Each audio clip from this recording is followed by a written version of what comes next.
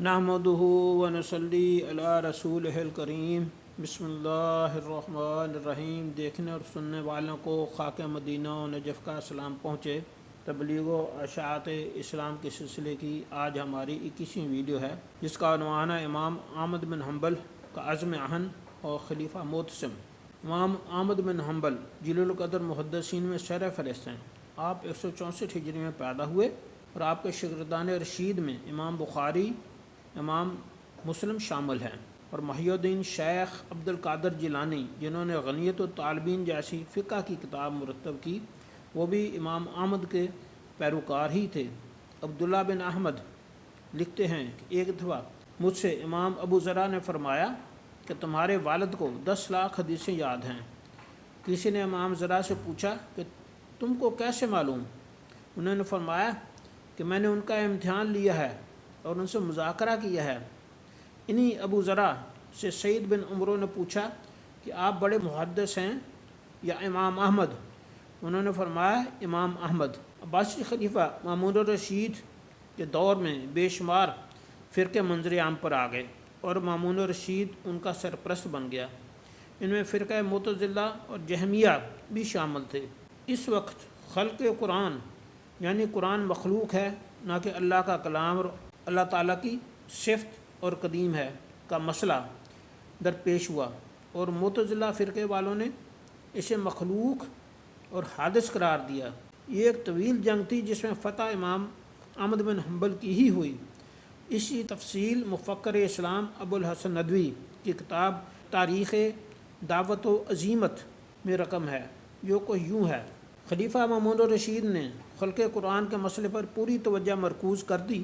218 ہجری میں انہوں نے والی بغداد اسحاق بن ابراہیم کے نام ایک مفصل فرمان جاری کیا، جس میں عامہ مسلمین اور بالخصوص محدثین کی سخت مذمت اور حقارت اور امیز تنقید کی۔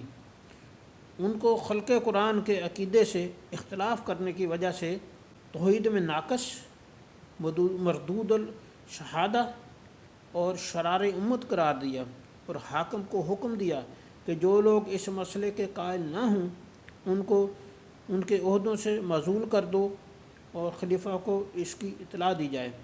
یہ فرمان خلیفہ کی وفات سے 4 ماہ پہلے کا ہے، اور اس کی نقول تمام اسلامی صوبوں کو ارسال کی گئی، اور گورنروں کو ہدایت کی گئی کہ اپنے صوبے کے قضات کا اس مسئلے پر امتحان لیں، اور جو اس عقیدے سے متفق نہ ہو اس کو اس کے عہدے سے ہٹا دیا جائے۔ اس کے بعد مامون الرشید نے حاکم بغداد کو لکھا کہ 7 بڑے محدثین جو اس عقیدے کے مخالف اور سرگروہ ہیں ان کو اس کے پاس بھیج دیا جائے۔ وہ سب جب مامون کے پاس آئے تو مامون نے ان سے خلق قرآن سے متعلق سوال کیا، جہاں انہوں نے اس کا اقرار کیا اور انہیں واپس بغداد بھیج دیا، جہاں انہوں نے امت الناس کے مجمع کے سامنے اس کا اقرار اور اعلان کیا، لیکن شورش ختم نہ ہوئی، اور تمام مسلمان اور محدثین اپنے موقف پر قائم رہے کہ قرآن مخلوق نہیں، اللہ کی ذاتی صفت ہے اور قدیم ہے۔ انتقال سے پہلے مامون نے اسحاق گورنر بغداد کو تیسرا فرمان بھیجا، جس میں اہلکاران سلطنت اور اہل علم کو بھی شامل کر دیا۔ اسحاق نے ان سے گفتگو کر کے ان کے جوابات مامون الرشید کو لکھ بھیجے، جس پر وہ سخت برہم ہوا، اور ان میں سے 2 بشر بن ولید اور ابراہیم ابن المہدی کے قتل کا حکم دیا، اور لکھا کہ بقیہ میں سے جس کو اپنی رائے پر اصرار ہو اس کو پابا جولاں اس کے پاس بھیج دو۔ بقیہ 30 علماء میں سے 4 اپنی رائے عدم خلق کے نظریے پر قائم رہے۔ ان میں امام احمد بن حنبل بھی شامل تھے۔ ان کو ہتھکڑی میں جکڑ کر طرطوس مامون الرشید کے پاس بھیج دیا گیا۔ ابھی یہ لوگ رقہ ہی پہنچے تھے کہ مامون کا انتقال ہو گیا اور ان کو حاکم بغداد کے پاس واپس بھیج دیا گیا۔ مامون نے معتصم کو وصیت کی تھی کہ وہ خلق قرآن کے عقیدے پر قائم رہے۔ اس طرح معتصم نے ان کی وصیت پر عمل کیا۔ اب مسئلہ خلق قرآن کی مخالفت اور عقیدہ صحیحہ کی حمایت کی ذمہ داری اور حکومت وقت کے مقابلے کی ذمہ داری تنہا امام احمد بن حنبل پر آ پڑی۔ جو کہ اس وقت محدثین اہل سنت کے امام اور سنت و شریعت کے امین تھے۔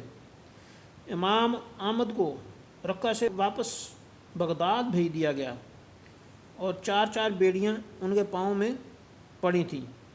ان سے مناظرہ کیا گیا اور وہ اپنے عقیدے پر ڈٹے رہے۔ چوتھے دن والی بغداد کے پاس ان کو لایا گیا اور اس نے کہا، احمد، تم کو اپنی زندگی ایسی دوبھر کیوں ہے؟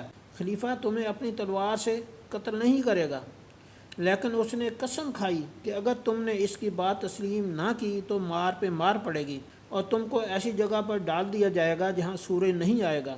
اس کے بعد آپ کو معتصم کے سامنے پیش کیا گیا اور اس انکار پر ان کو 26 کوڑے لگائے گئے۔ ایک تازہ دم جلاد صرف 2 کوڑے لگاتا تھا اور پھر دوسرا جلاد بلایا جاتا تھا۔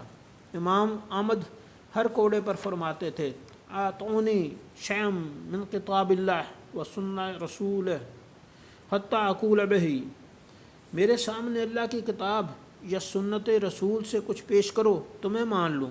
امام احمد اپنی زبانی اس واقعے کی تفصیل اس طرح بیان کرتے ہیں، میں جب اس مقام پر پہنچا جس کا نام باب البستان تھا تو میرے لیے سواری لائی گئی اور مجھ کو سوار ہونے کا حکم دیا گیا۔ مجھے اس وقت سہارا دینے والا کوئی نہ تھا اور میرے پاؤں میں بوجھل بیڑیاں تھیں اور سوار ہونے کی کوشش میں کئی بار گرتے گرتے بچا۔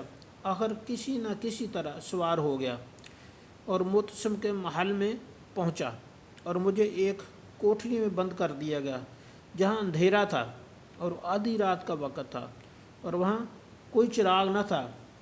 میں نے نماز کے لیے مسح کرنا چاہا، ہاتھ بڑھایا تو ایک پانی کا پیالہ اور طشت پائی۔ میں نے وضو کیا اور نماز پڑھی۔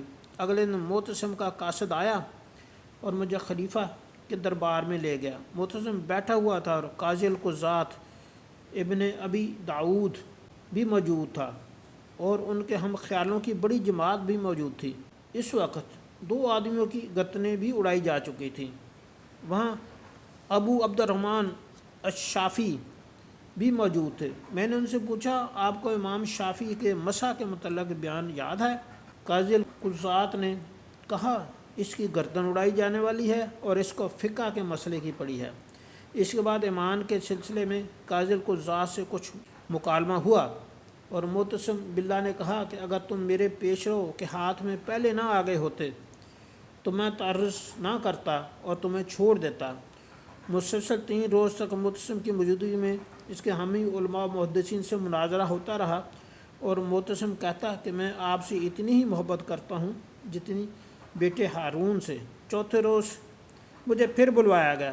اس روز معتصم روزے سے تھا اور مجھ سے سوال کیا اور میں نے وہی جواب دہرایا اور معتصم بھڑک اٹھا اور حکم دیا کہ ان کو لے جاؤ اور ان کے ہاتھ اکھیڑ دو، اور مجھے کوڑے لگائے گئے اور میں بے ہوش ہو گیا اور مجھے کچھ احساس نہ ہوا۔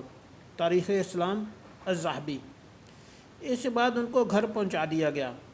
ابراہیم ابن مصعب جو سپاہیوں میں شامل تھا نے کہا کہ میں نے احمد جیسا جری اور بہادر شخص نہیں دیکھا۔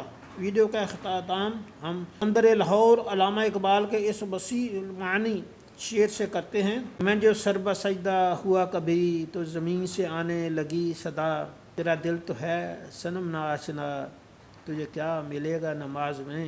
حضرت حق ہمیں بھی آشنا اور محرم راز بنائے، جیسے کہ حضور اور علامہ اقبال رحمۃ اللہ علیہ کو بنایا۔ اللہ آپ کا حامی و ناصر ہو۔ اللہ حافظ۔